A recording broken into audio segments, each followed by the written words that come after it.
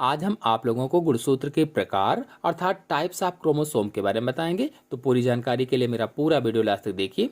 चलिए शुरू करते हैं।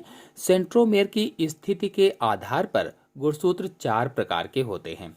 पिछले वीडियो में मैंने आप लोगों को गुणसूत्र के बारे में पूरी जानकारी दी थी, चाहे गुणसूत्र क्या है, गुणसूत्र की संरचना, सब कुछ। तो गुणसूत्र की संरचना में आपको बताया था कि सेंट्रोमेयर क्या है। यदि आप लोग वो वीडियो नहीं देखे हैं तो चैनल पर जाकर के देख लीजिए, आपको पता चल जाएगा। तो सेंट्रोमेयर गुणसूत्र को 2 भुजाओं में बांटता है और इसी सेंट्रोमेयर के द्वारा गुणसूत्रों को पहचानने में सहायता मिलती है। मतलब एक ही कोशिका के या एक ही सेल के विभिन्न जोड़ियों के जो गुणसूत्र होते हैं, उन गुणसूत्रों में सेंट्रोमेयर की स्थिति समान नहीं होती है। यानी सेंट्रोमेयर अलग अलग स्थानों पर हो सकता है और इसी लक्षण के आधार पर अथवा सेंट्रोमेयर की इसी स्थिति के आधार पर गुणसूत्रों को मुख्य रूप से 4 भागों में बांटा गया है। पहला मेटासेंट्रिक अथवा हिंदी में से मध्य केंद्री कहा जाता है। मेटासेंट्रिक को मध्य केंद्री कहा जाता है। और दूसरा है सब मेटासेंट्रिक अथवा हिंदी में इसे उप मध्य केंद्री कहा जाता है। तीसरा है एक्रोसेंट्रिक, इसे हिंदी में अग्र बिंदु कहा जाता है। और चौथा है टीलोसेंट्रिक, जिसे हिंदी में अंत केंद्री कहा जाता है। चलिए इन सब के बारे में चित्र सहित समझते हैं। तो पहला है मेटासेंट्रिक। इस प्रकार के गुणसूत्रों में सेंट्रोमेयर मध्य बिंदु या उसके आसपास स्थित होता है। मध्य बिंदु का मतलब होता है बीच में। यानी जो इस प्रकार के गुणसूत्र होते हैं उनमें क्या होता है कि जो सेंट्रोमेयर होता है वो बीच में लगभग स्थित होता है। जैसा कि आप लोग चित्र में देख भी रहे हैं कि गुणसूत्र के मध्य में सेंट्रोमेयर है, या हम ये भी कह सकते हैं कि इस तरीके के गुणसूत्रों में सेंट्रोमेयर लगभग बीच में स्थित है या बीच में स्थित होता है। कुल मिलाकर के जब सेंट्रोमेयर लगभग बीच में होगा और दोनों भुजाएं लगभग में बराबर होंगी तो समझ लीजिए कि वो गुणसूत्र कैसा है, तो मेटासेंट्रिक होगा। मेटासेंट्रिक सेंट्रोमेयर लगभग बीच में हो और दोनों भुजाएं लगभग में बराबर हो तो उसे क्या कहेंगे, मेटासेंट्रिक कहेंगे। और मेटासेंट्रिक को हिंदी में मैंने बताया था मध्य केंद्री कहा जाता है। फिर दूसरा है सब मेटासेंट्रिक।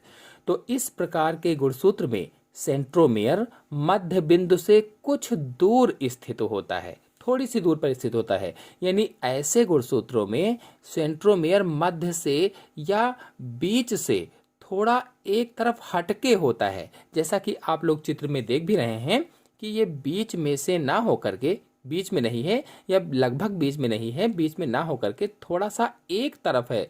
इसीलिए इसकी दोनों भुजाएं बराबर नहीं होती हैं या बराबर नहीं हैं। और एक बड़ी है तो एक छोटी भुजा है, एक बड़ी है और एक छोटी है, मतलब इसकी दोनों भुजाएं असमान लंबाई की होती हैं। फिर अगला है एक्रोसेंट्रिक। तो ये क्षणनुमा गुणसूत्र होते हैं। इस प्रकार के गुणसूत्रों की एक भुजा अत्यधिक लंबी और दूसरी भुजा अत्यधिक छोटी होती है। यानी एक्रोसेंट्रिक जो गुणसूत्र होते हैं ये क्षण जैसे होते हैं, बिल्कुल क्षण जैसे दिखते हैं।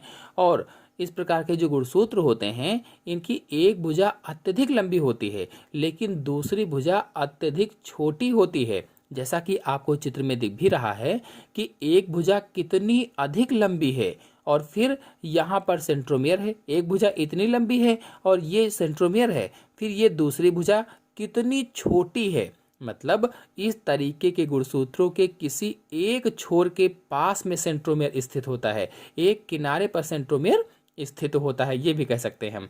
फिर चौथा है टीलोसेंट्रिक। तो ये भी क्षणनुमा गुणसूत्र होते हैं जिनमें सेंट्रोमेयर सबसे अधिक किनारे पर स्थित होता है, बिल्कुल किनारे पर ही होता है या टीलोमेयर के पास में होता है, ये भी हम कह सकते हैं। और इसी कारण इस गुणसूत्र में केवल एक भुजा दिखाई देती है। चूंकि बिल्कुल किनारे पर टीलोसेंट्रिक में क्या होता है, बिल्कुल किनारे पर सेंट्रोमेयर है, इसलिए बिल्कुल एक भुजा इसमें दिखाई दे रही, दूसरी भुजा है ही नहीं। जैसा कि आप लोग चित्र में देख भी रहे हैं कि इनमें जो सेंट्रोमेयर है गुणसूत्र के एक किनारे पर है या एक छोर पर है या कह लीजिए कि टीलोमेयर पर है, इसीलिए इसे टीलोसेंट्रिक कहा जाता है क्योंकि टीलोमेयर पर स्थित है। प्राकृतिक रूप से इस तरीके के गुणसूत्र दुर्लभ होते हैं, मतलब रेयर में मिलते हैं। तो आप लोगों को बता दें कि सेंट्रोमेयर को काइनेटोकोर भी कहा जाता है। जो सेंट्रोमेयर है इसको काइनेटोकोर भी कहा जाता है और कोशिका विभाजन या सेल डिवीजन के समय क्रोमोसोम या गुणसूत्र अपने इसी सेंट्रोमेयर के ही द्वारा तर्क तंतुओं से जुड़ते हैं या स्पिंडल फाइबर से जुड़ते हैं। किसके द्वारा? सेंट्रोमेयर के द्वारा तर्क तंतुओं से जुड़ते हैं अथवा स्पिंडल फाइबर से जुड़ते हैं। कब? तो कोशिका विभाजन या सेल डिवीजन के समय। आपको बता दें, यदि आप लोग कोशिका विभाजन अथवा सेल डिवीजन पर वीडियो देखना चाहते हैं तो सभी कोशिका विभाजन जितने भी होते हैं सभी पर मेरे चैनल में वीडियो अपलोडेड हैं, आप लोग जाकर के देख सकते हैं।